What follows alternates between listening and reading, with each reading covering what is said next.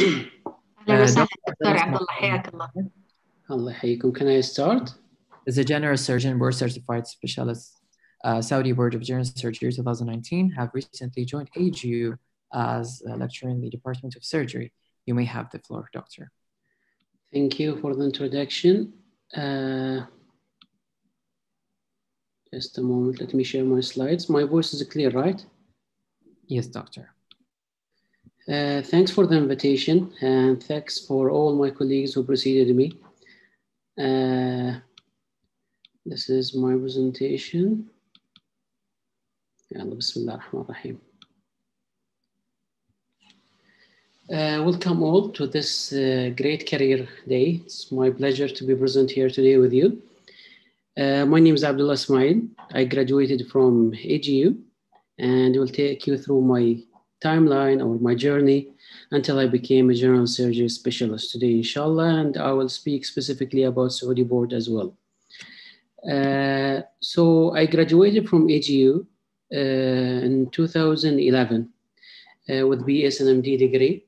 Immediately after that, I started my internship in Salmania, and I finished in 2012. And after that, I started as service general surgery house officer in King Hamad Hospital. 2013, since I didn't join any specific board, I did my MRCS, which is the membership of the Royal College of Surgeons from Ireland, and I passed my Part A, which is usually an exam that takes two parts, A and B. Part A is general knowledge or basic knowledge with some clinical elements, and Part B basically clinical, more oriented toward the clinical life of a surgeon. In 2014, I started my Saudi board of general surgery. And during the same year, I have passed my Arab board, which I already started 1 year before joining the Saudi board. In 2015, I have passed my first part of the Saudi board. Usually, the Saudi board composed of two parts. One, you can do it after within the first 2 years, and the second one after you finish your board.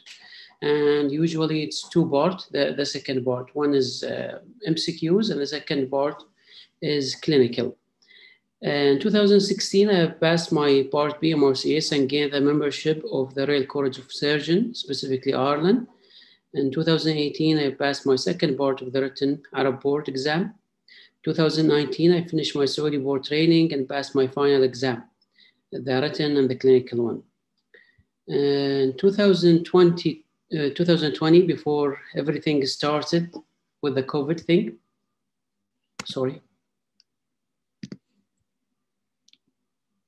I tried to pursue further career in wound care, and I attended a 1-year course in International Interprofessional Wound Care course from University of Toronto, and I finished it in 2020.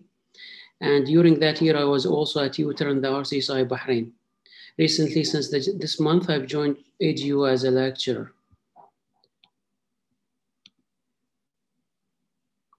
So this is my whole journey from the graduation from AGU till I became a Saudi board certified surgeon. Now, if we want to talk about the Saudi board, if you have seen through the journey, it's a bit different from specialty to specialty, but for general surgery, usually it's a 5-year. Some other specialty like medicine and emergency is 4 years, and it can go to 6 years, specifically neurosurgery, for example. So what do I need to apply for the Saudi board? You have to sit initially for the Saudi licensure exam, and this is usually during the internship or even after you finish your internship. After you finish, usually the Saudi board will announce the registration for their boards. And for those who are new to the term board, which is usually the specialty that you get after you finish the internship. Because once you finish your internship, you're a GP, a general practitioner. You don't have any specialty. To gain any specialty, you need to finish a board exam. And then you have all different kind of boards around. Specifically in Bahrain, we have the Arab board, we have the Saudi board. And if you are planning to go outside, like our colleagues who spoke earlier, Canada, Germany, this is a different kind of specialization in different country and different regulation. For the Saudi board itself, They open usually the application late in the year, like November or December, or sometime in January. By the end of January, usually they close the application. Nowadays, or lately over the last 2 years, it became an electronic point system. So there is no actual hard copies to apply. It's only in a system. And I think this is even more applicable with the COVID era. So you apply everything in the system, including authenticated certificate. Authenticated يعني مصدقة. If you studied outside of Saudi Arabia, probably you need to authenticate your certificates. And you can apply on certain days, as we said. Right now, I think it's closed for the next year. So you have to wait for next year or the end of this year to apply for the year after. You have to choose 3 options. And each option, you have to specify the city that you want to apply in. You should upload an updated CV. You should have a research, and usually a research proof, not only that I'm doing this without a proof. And sometimes, even if it's not published, you can provide some proof that's in the process. Maybe it's approved by the ethical committee wherever you work. And again, the way of the research is different. If you are doing a real trial, or you are doing retrograde study or anti-grade study, it's all different than case report. Case report usually have a less power in your application. If you have an additional postgraduate degree, after you finish medical school, for example, you did a master or you did a diploma, that will add to your points in the application itself. Volunteering during or after finishing your medical degree is also appreciated, and you usually have to provide a proof of that volunteering. If you have any previous experience for surgery, for example, you should also apply it with a proof, and it should be not less than 6 months. And usually they take in consideration only those experience that you did after finishing the internship. Elective that you did during the university, they will not take into consideration. How can I gain points for placements? Please, when you apply, I think this is not only a Saudi board. If you apply for different specialties as your options, they will not take you seriously. So don't apply surgery and medicine. They are the opposite. They will not consider you for either one of them because they are contradicting each other. So if you want surgery, for example, you will put general. Your 3 first choices, they will be general surgery. You only will sit, or you will choose the city is different, or the hospital that you are applying in is different. If you have an owner, or you are on the owner list of your university, this is also an addition. Now, I think most of you will ask, would it make a difference if I have a sponsor or not? Yes. Most of the time, if you have a sponsor, your life will be easier to get accepted. Or otherwise, you can apply Saudi board, and after you get the acceptance, you have a certain period where you have to find a sponsor. Otherwise, you will lose your acceptance. This is in short how you apply in the Saudi board. And if you have any question, please feel free to put them in the chat. Sorry? I can continue? Okay. And if you have any question, you can put it in the chat, or you can ask me personally. Later on, I will keep my Instagram account there. I will answer your all questions gladly. How is the life of a surgeon? I don't want to take from my mentor or my senior colleague, Dr. Faiz's presentation, but I have to talk about this, especially if you plan to become a surgeon. You should know the lifestyle is going to be tough, and you're taking a specialty that you are expected to live in the hospital, not outside of it. Most of your activity will be inside of the hospital. All those nice views of the sunrise or the sunset, you will be taking it from the hospital. Most of your time as a surgeon will be spending it in the theater or in the wards. Your inner circle will be with your colleagues, surgeons, fellow surgeons in the hospital. Even your curricular or extra activity that you do usually will be within the circle of surgeon. It's a hard lifestyle. You will be doing a lot of on-calls. You're expected to do on-calls because you need to be exposed to all kinds of emergencies and all kinds of surgeries. And I think Dr. Faiz is going to talk more about this. So the other question is, shall I apply for surgery? Do we need surgeons in our area?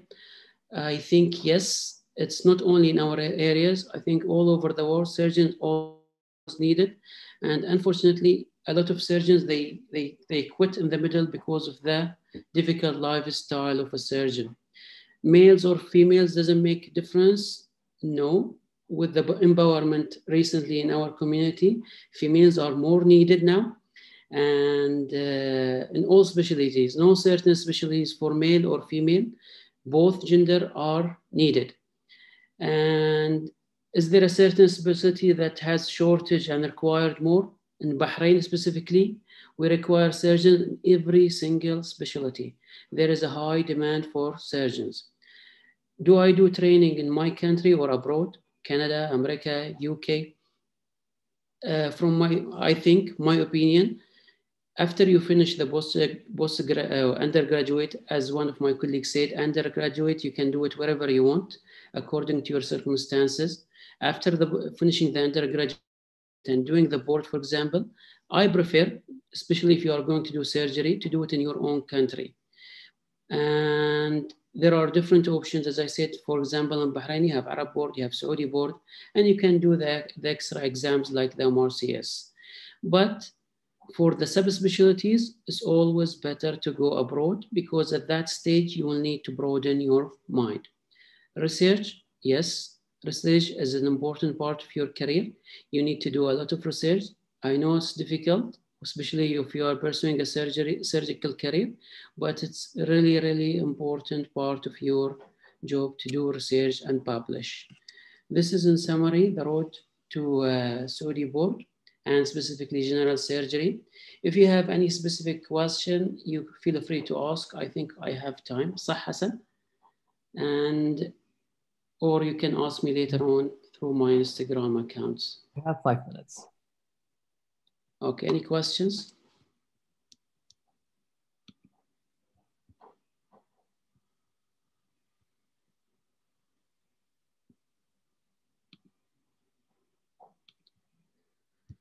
We see. There are some questions in the chat, Doctor. I'm reading it. Can you give us introduction about the Arab board, please? The Arab board, previously Nahra has different tier or classification for the boards.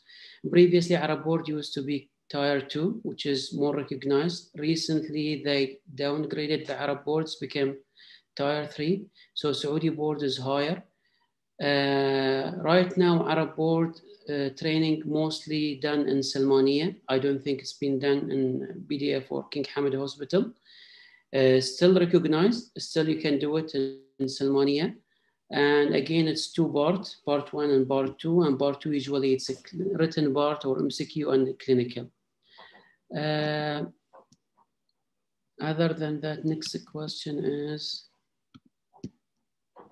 when you say sponsor, do you mean like it will example Salmania accepting us, then we could do Saudi board there?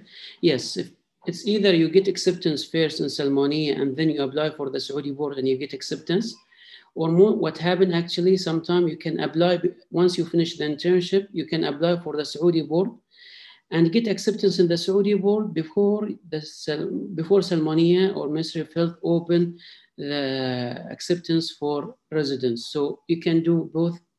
You can do this before or that before, and then you can look for the sponsorship. Questions: applying for Saudi board at King Faisal Specialist Hospital is impossible for Bahraini graduate. If you are Bahraini and applying for a hospital in Saudi Arabia, you will need a sponsorship. The question is that hospital willing to sponsor you or not?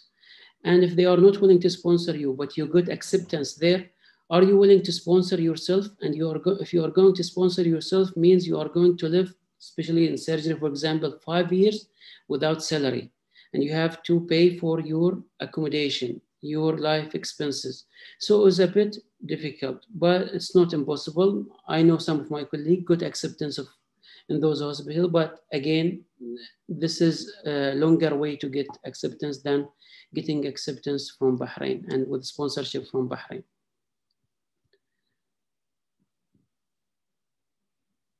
Thank you, Dr. Haifa. I already feel welcomed. Meet while doing study board, and do you have any idea about ENT? Is ENT, see, the more you go specific in the specialties in the Saudi board, the more difficult to get accepted, especially ENT, ophthalmology, derma. You will get paid if you are sponsored. You can do ENT, for example, nowadays in King Hamad Hospital is being recognized as a Saudi board center for ENT. But again, you have to go through the acceptance procedure from the Saudi Arabia. And then if you get accepted in King Hamad, you should have first you should be accepted by the King Hamad Hospital first to get accepted in ENT. When we are supposed to apply for Saudi board, do you want to go on internship or residency? If you are on residency already, you don't need the Saudi board. I think you mean during the internship, usually you start doing the Saudi board, the Saudi licensure exam. And after you finish the residency, you can apply for the Saudi board. As I said earlier, mostly on November, December, and January from each year. Can we do Saudi board in Bahrain? Yes, you can do Saudi board in Bahrain. Now it's recognized in King Hamad, in Salmania, and in BDF in certain specialties. If we don't have sponsor, that means we're not accepted. You can get accepted without a sponsor, but to start working in that hospital, the hospital, you need to have an agreement with the hospital. Are you going to work for free and you are going to pay your fees to the Saudi board yourself, or they are accepting you as a resident? That's the whole issue of the sponsorship. Thank you. Thank you so much, Doctor. Further questions, they can write it in the chat and discuss it with you, dear. Okay, thanks a lot. Thank you for the great presentation. It was very informative. Most welcome. Thank you.